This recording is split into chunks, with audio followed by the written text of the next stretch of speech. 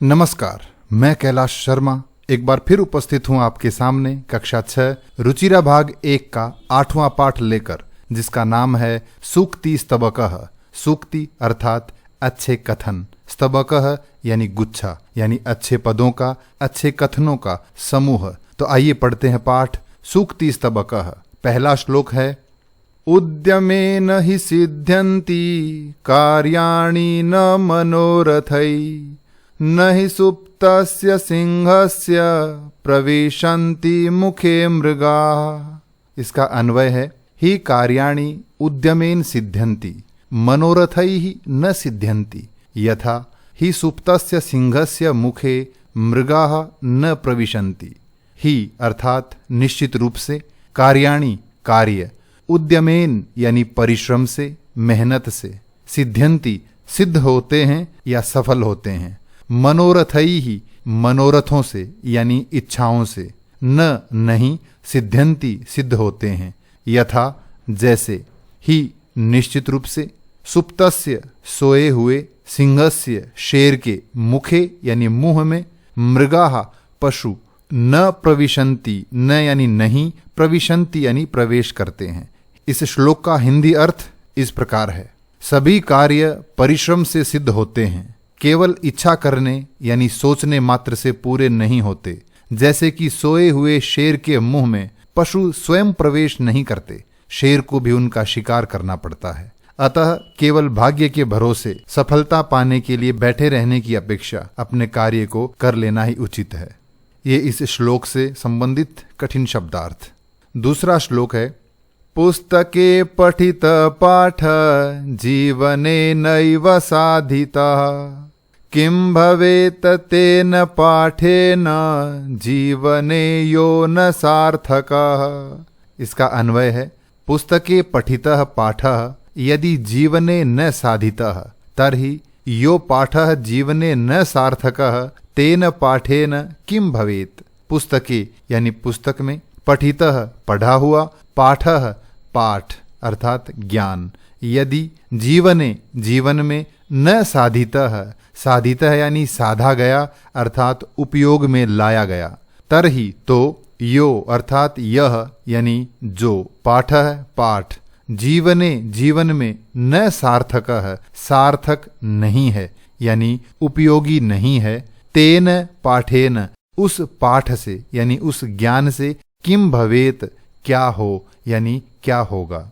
इसका हिंदी अर्थ इस प्रकार है, पुस्तक में पढ़ा हुआ पाठ यानी ज्ञान यदि जीवन में उपयोग नहीं किया, अतः जो पाठ जीवन में सार्थक यानी उपयोगी नहीं है, तो उस पढ़े हुए पाठ का क्या हो यानी उस पढ़े हुए पाठ से क्या लाभ। अतः केवल पढ़ना यानी ज्ञान अर्जन करना ही काफी नहीं है, उस अर्जित ज्ञान का जीवन में क्रियान्वयन महत्वपूर्ण है। ये इस श्लोक से संबंधित कठिन शब्दार्थ। तीसरा श्लोक है, प्रिय वाक्य प्रधानेन सर्वे तुष्यन्ति मानवाः, तस्मात् प्रियं हि वक्तव्यं वचने का दरिद्रता। इसका अन्वय है, सर्वे मानवाः प्रिय वाक्य प्रदानेन तुष्यन्ति, तस्मात् अस्माभिः प्रियं हि वक्तव्यं वचने का दरिद्रता अस्ति। सर्वे यानी सभी, मानवाः यानी मानव, प्रिय वाक्य यानी मधुर वाणी, प्रदानेन प्रदान करने से अर्थात बोलने से, तुष्यन्ति संतुष्ट होते हैं या प्रसन्न होते हैं, तस्मात् इस कारण से, अस्माभिः यानी हमारे द्वारा, प्रियम प्रिय अर्थात मधुर वाणी ही निश्चित रूप से, वक्तव्यम बोलना चाहिए, वचने यानी बोलने में, का क्या, दरिद्रता यानी गरीबी अर्थात कंगाली। हिंदी अर्थ इस प्रकार है, प्रिय वाक्य बोलने से सभी मनुष्य प्रसन्न होते हैं, इसलिए हमें प्रिय ही बोलना चाहिए। बोलने में क्या गरीबी अर्थात बोलने में कंजूसी नहीं करनी चाहिए, हमें मधुर वाणी ही बोलनी चाहिए। ये इस श्लोक से संबंधित कठिन शब्दार्थ। अगला श्लोक है, गच्छन् पिपीलको याति योजनानां शतान्यपि, अगच्छन् वैनतेयोऽपि पदम् एकं न गच्छति। इसका अन्वय है, गच्छन् पीपीलकः अपि शतानि योजनानां याति परम अगच्छन् वैनतेयः पदम एकम अपि न गच्छति। गच्छन् यानी जाता हुआ अर्थात चलता हुआ, पीपीलकः यानी नर चींटी, अपि भी, शतानी सैकड़ों, योजना नाम यानी कोसों, याति जाता है, परम परंतु, अगच्छन् न जाता हुआ न चलता हुआ, वैनतेयः गरुड़ पक्षियों का राजा जो बहुत तेज उड़ता है, पदम एकम एक कदम भी, अपि भी, न गच्छति नहीं जाता। इसका हिंदी अर्थ इस प्रकार है, चलती हुई चींटी भी सैकड़ों कोस चली जाती है, अर्थात बिल्कुल धीमी गति से चलने वाली चींटी भी यदि चलना प्रारंभ करती है तो वो भी सैकड़ों कोस चली जाती है, परंतु न चलता हुआ गरुड़ एक कदम भी नहीं जा पाता। यानी बहुत तेज उड़ने वाला गरुड़ वो भी अगर चले नहीं तो वो एक कदम भी आगे नहीं बढ़ेगा। अतः हमें सदा आगे बढ़ते रहना चाहिए।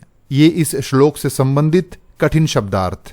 5वां श्लोक है, काकः कृष्ण पिक कृष्ण को भेद पिक काकयोः वसंत समये प्राप्ते काकः काकः पिकः पिकः। इसका अन्वय है, काकः कृष्णः पिकः अपि कृष्णः भवति पिक काकयोः कः भेदः वसंत समये प्राप्ते काकः काकः भवति पिकः पिकः भवति।